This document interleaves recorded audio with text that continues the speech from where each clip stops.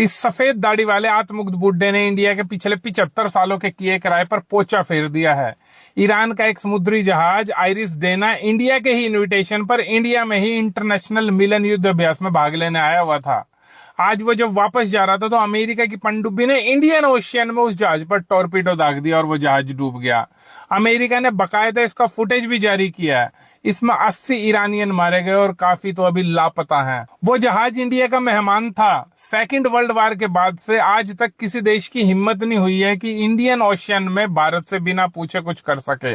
Iran हमारा मेहमान भी था और बहुत पुराना दोस्त भी है, लेकिन ऐसे वक्त में हमारे बुज़दिल प्रधानमंत्री ने कोई एक्शन लेना तो दूर की बात है, इसकी निंदा भी नहीं की है, जबकि श्रीलंका जैसे छोटे से देश ने ईरान की मदद के लिए अपनी नेवी भेज दी है।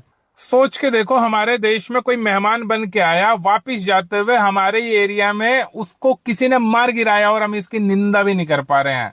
अगर रगों में सिंदूर बहना बंद हो गया हो तो थोड़ी बहुत शर्म ही बहा लो।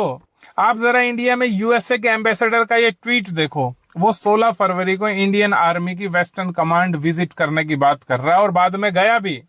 अब आप खुद ही सोच के देखो, किसी देश के एम्बेसडर का किसी दूसरे देश की वेस्टर्न कमांड विजिट करने का क्या मतलब है। आप खुद ही डॉट कनेक्ट करके देखो। हाँ, एक बात और आपको बता दूं मैं, इंडिया की अमेरिका के साथ एक एग्रीमेंट है लेमोआ, मतलब logistic exchange memorandum of agreement. इसके तहत अमेरिका और इंडिया जरूरत पड़ने पर एक दूसरे के पोर्ट्स, हवाई अड्डे, फ्यूल मेंटेनेंस, सप्लाई एटसेट्रा किसी की भी सर्विस ले सकते हैं। यानी कि अब हो सकता है अमेरिका इंडियन पोर्ट्स को ईरान के खिलाफ यूज करे, जिसका सीधा सा मतलब होगा कि ईरान हमें दुश्मन मान लेगा।